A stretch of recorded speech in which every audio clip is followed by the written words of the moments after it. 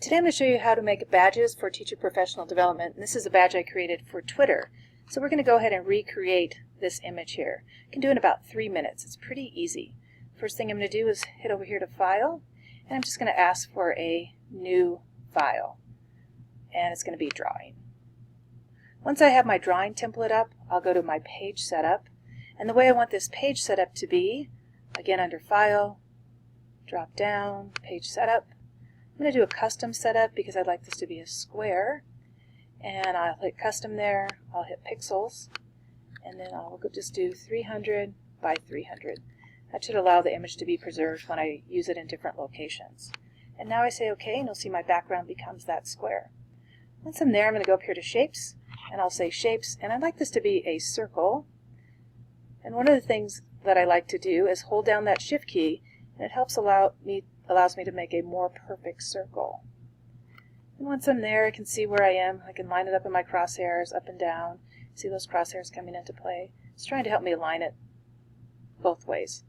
Once I'm here, I'm going to choose two things. The very first thing I can do is choose my line widget to be 8.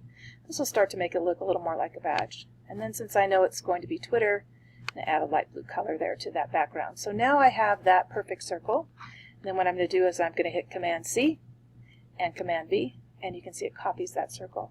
Again, I'm going to hold down that Shift key so I can keep that perfect circle there.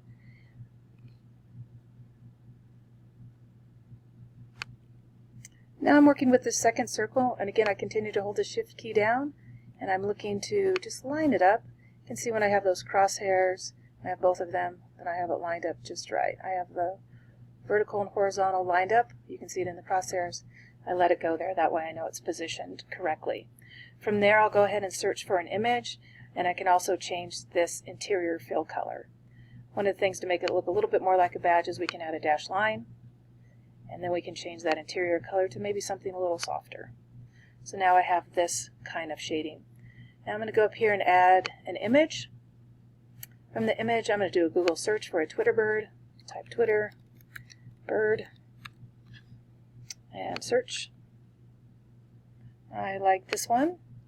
I'm going to go ahead and bring him on in. He might take a second or two to import because he's kind of big. Once I have him there, I'm going to do the same thing. I'm going to continue to hold that Shift key so he holds my good shape. I'll bring him into the center of that circle. And there you have it, the Twitter bird. Once you're happy that he's been created the way that you'd like it to be created, you can share it in a variety of ways. You can come up here to the File menu again. You can see you can download them, you can publish them to the web, and you can just email them. So whatever you'll be doing to support your teachers with these badges is what you'd be doing next.